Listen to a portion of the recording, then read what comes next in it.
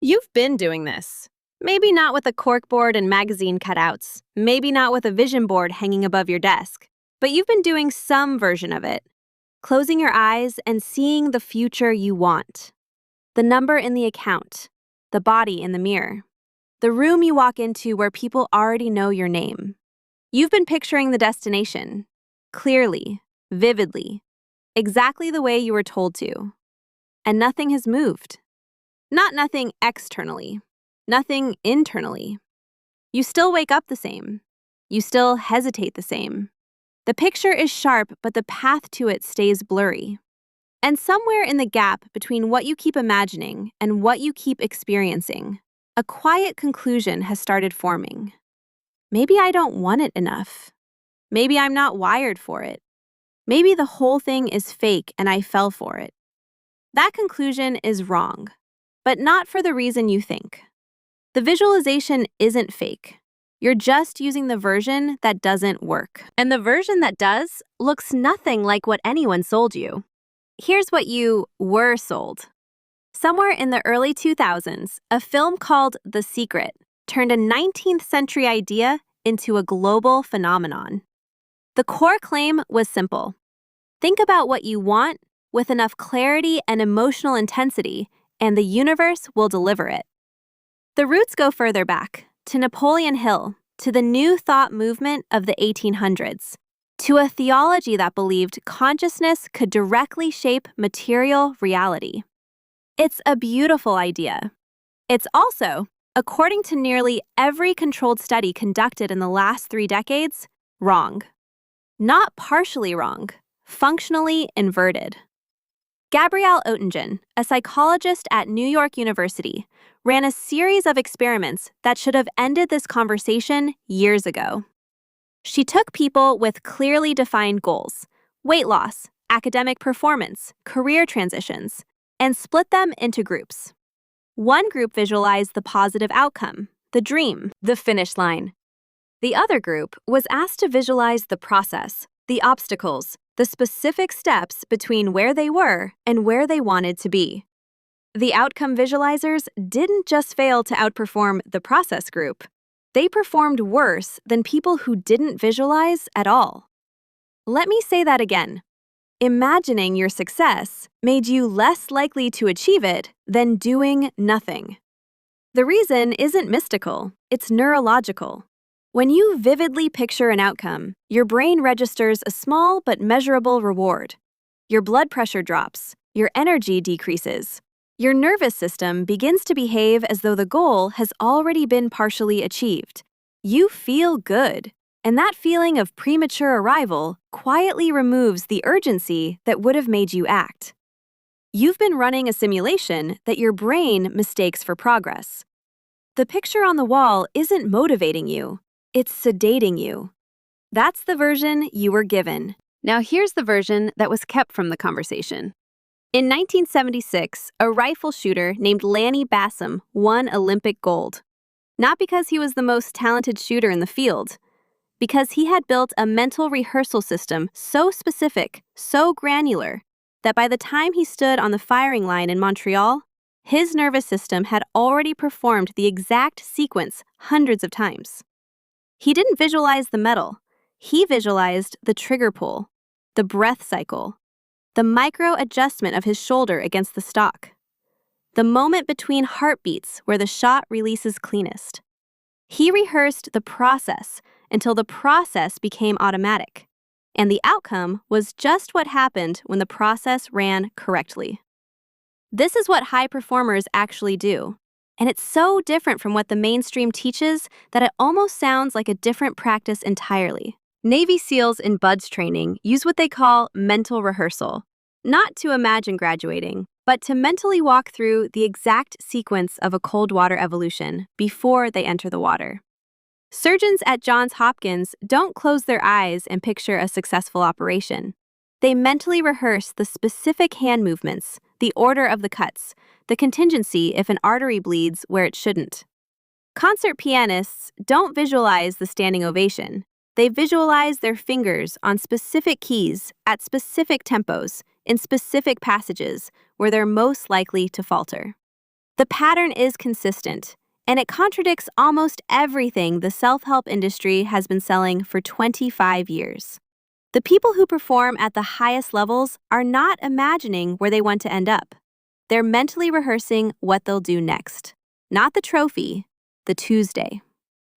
Emily Balcetis, also at NYU, studies something she calls visual perception and motivation. Her research found that people who narrowed their visual focus, who literally looked at the next concrete step rather than the distant finish line, walked faster, reported less fatigue, and perceived the distance as shorter.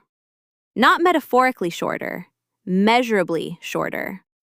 The way you see the goal changes the way your body moves toward it. Stare at the horizon and everything feels far. Look at the next mile marker and your legs do what legs do. There's a name I want to give this because naming things matters.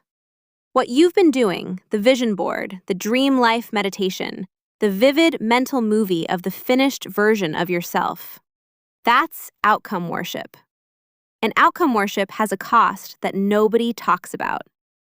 Every time you picture the end and then open your eyes to the middle, you create a contrast. And that contrast doesn't motivate you, it measures you. It tells you how far you still have to go. It turns the gap between now and the dream into evidence of inadequacy rather than a normal stage of a process. Outcome worship doesn't inspire action, it inspires measurement. And measurement without motion is just a more sophisticated form of standing still. I want to be careful here because I'm not telling you that goals don't matter or that ambition is the problem. Goals give you direction. Without a destination, process is just motion. What I'm saying is that the visualization practice you were taught points the camera at the wrong part of the sequence. The goal sets the direction. The process is what moves your feet. And the mental rehearsal that actually changes behavior is not about seeing where you want to be. It's about seeing what you'll do when you sit down tomorrow and the resistance shows up. Because it will show up. And this is the part that the vision board can't prepare you for. No amount of imagining your ideal life prepares you for the moment when the work is boring, when the progress is invisible, when the thing you committed to doing today feels completely disconnected from the thing you want to become. Outcome visualization gives you nothing for that moment. Process visualization gives you a script. You've already mentally rehearsed opening the laptop, starting the first sentence, working for 25 minutes before checking anything. Your nervous system recognizes the sequence. The friction drops. Not because you've tricked yourself into motivation, but because you've preloaded the motor pattern. The same way Basham preloaded the trigger pull. The same way the surgeon preloaded the first incision. Here's what shifts when you make this switch. You stop measuring your day against the dream and start measuring it against the process. Did I do the thing I mentally rehearsed? Yes. Then today worked. The emotional math changes completely. Outcome worship creates a binary. Either you've arrived or you haven't. And since you haven't, today is a failure. Process orientation creates a sequence, and sequences can be completed daily. You stop living in the gap and start living in the step. And the strange thing, the thing that Ottingen's research keeps confirming, is that people who focus on the process don't just feel better, they get to the outcome faster. Not because the universe rewards them, because they actually do the work. The dream didn't change, the mechanism did. So if you've been staring at a picture of where you want to be and wondering why you're not closer, I want to offer you this. The picture was never the problem. Where you pointed the camera was.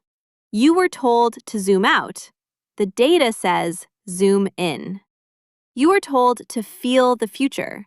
The research says rehearse the morning. You were told that clarity of vision creates results. The evidence says clarity of action does. And those are not the same instruction. You don't need a bigger dream. You don't need a more emotional connection to your goals. You don't need to manifest harder or believe deeper or cut out more magazine photos and glue them to a board. You need to close your eyes tonight and see tomorrow. Not the tomorrow where everything has worked out. The tomorrow where you sit down and do the thing that moves it forward by 1 unit. See the chair. See the screen. See your hands doing the work. Rehearse the process until the process feels familiar, and let the outcome be what it's always been, the thing that happens when the steps run correctly. The people who perform at the highest level in the world aren't dreaming bigger than you. They're rehearsing smaller. And that difference, the difference between imagining the life and practicing the day, is not a minor adjustment. It's the entire gap between where you are and where the work can actually take you. Stop watching the movie. Start rehearsing the scene.